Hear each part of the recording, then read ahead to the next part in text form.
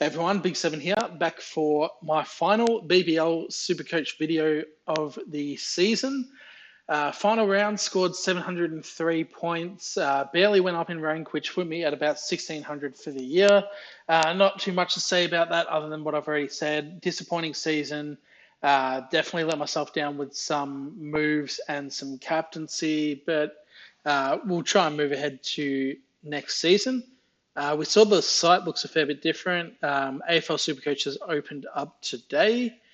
But yeah, a quick recap of the final side. McDermott 75. I ended up going Matt Short vice captain. I was thinking back about all of the things that I've learned or relearned from this year. And one of those things is never doubt Matt Short. And 137 in the single. He's going to be so expensive next year, but he's just the kind of player that you almost have to pick. So I'll probably be picking Matt Short even at an elevated price next year. He's just too good not to own, especially if he has any kind of early double. Hardy finally put a good score on the board. Thunder was supposed to have doubles. The game got rained out, which also meant Akil Hossain, his game got rained out. So ended up with a donut in the bowler line.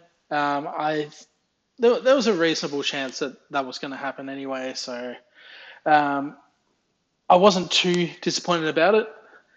Ended up getting Maxwell in because another lesson I've learned is Maxwell in dead rubber matches against the Hobart Hurricanes is normally money. And he was off to a decent start in his batting innings as well. 87 points, pretty decent from him. And then, yeah, the bowlers, I mean, these guys have just been disappointing. Ty Abbott. Not what I paid for this when I got them. They've both been underwhelming.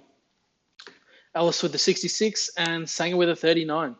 Don't have too much else to talk about. I mean, AFL has just opened up. I haven't bothered making a team yet.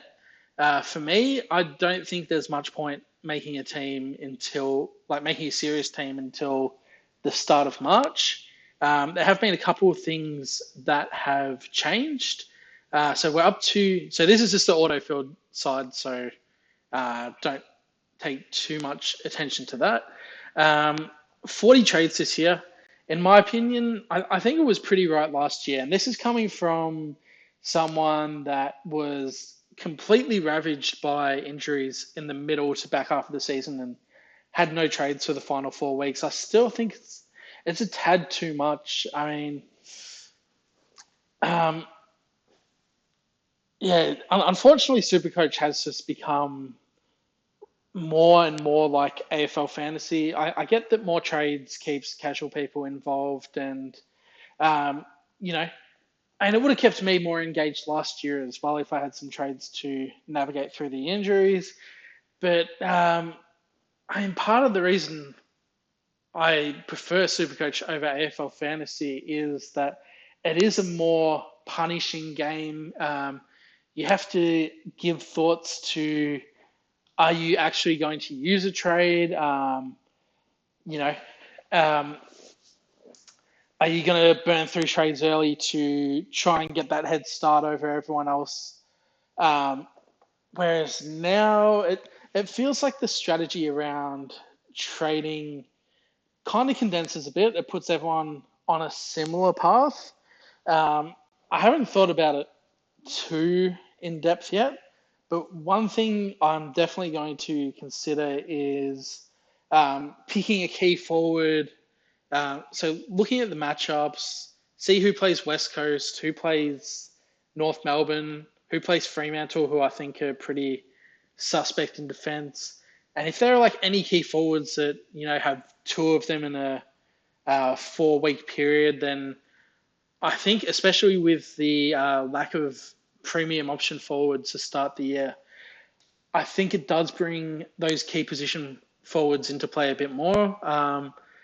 And looking at it, Charlie Curnow is the third highest averaging forward. And yes, we will get DPP players going into the forward line at some point, but that rotating forward rotating key forward could be an interesting strategy for this year. Other than that, I haven't really given it too much thought. I mean, opening round, yeah.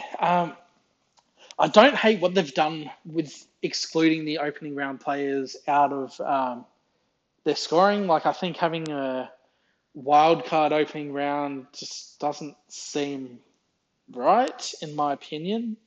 Like, for example, if we were able to pick 30 players from the opening round and then be able to select the team all over again in round one, I don't think that'd be right. I don't think a best 18 or a best 12 or any kind of those solutions makes any sense. So I think the powers up at SuperCoach HQ have made the correct call there. But yeah, I mean, back to that.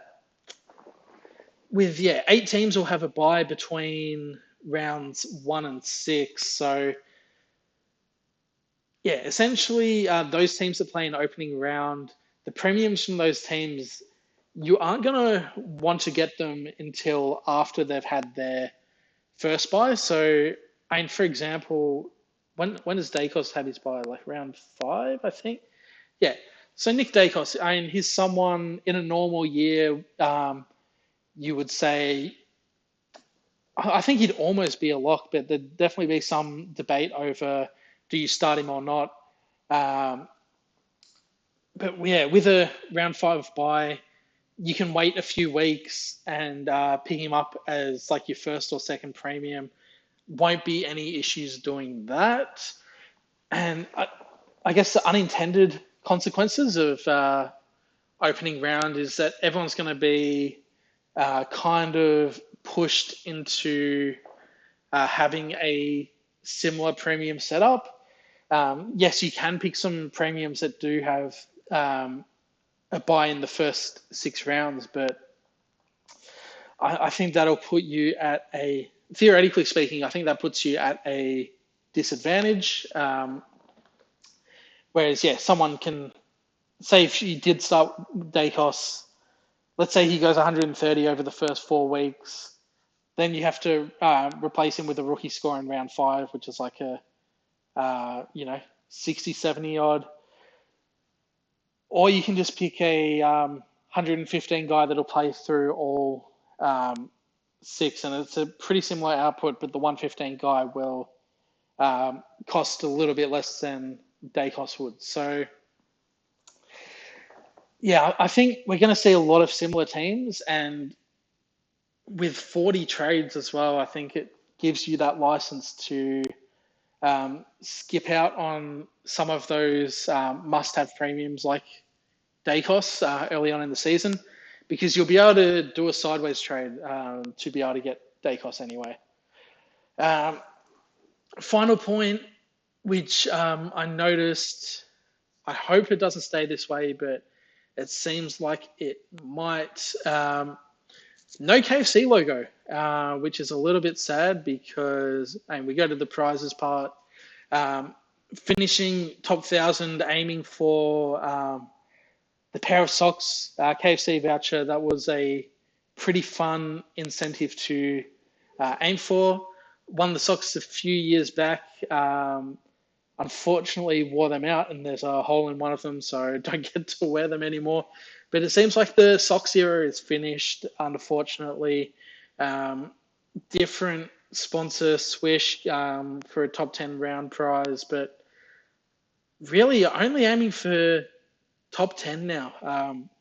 And with a player base of, 140K or something like that, I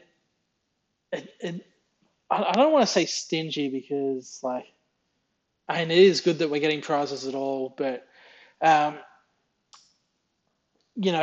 I think having that top 1,000 mark for players to be able to aim for means that later in the season, there is an incentive to keep going. If you're, stay at round 15, you're 5,000, ranked 5,000, you're probably not going to bother unless you're playing for cash leagues or leagues with mates or whatever. Whereas, if there was that incentive to finish top 1,000, then that gives you a greater incentive to keep playing. So I hope that's something that gets rectified. But, the fact that they've changed it to the top 10 prize there, looks like they've done the same for NRL. And then if you look at the BBL, they've got the KFC sponsorship. So a little bit sad. I mean, it's not much anyone can do about that. But yeah, it's just another thing that seems to be, just another small punch in the gut that just seems to be making Supercoach that little bit less enjoyable. I mean, we get extra trades. And the website, it looks nice, but are we going to get another round 3 debacle where everyone trades in a player and they're laid out and no one can access the website?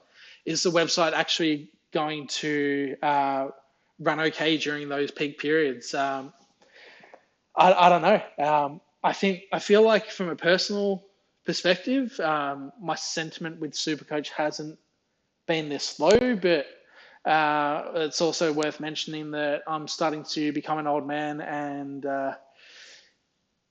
yeah, we'll leave it at that. So thanks everyone that has followed me through the BBL season. My plan is to get some AFL content out probably towards the end of February or early March. I'll probably chuck another AFL predictions video up. Last year's one aged pretty poorly. Probably shouldn't have doubted the Pies, so apologies to Pies fans. But yeah, I'll see you for the next video, and thanks very much for watching.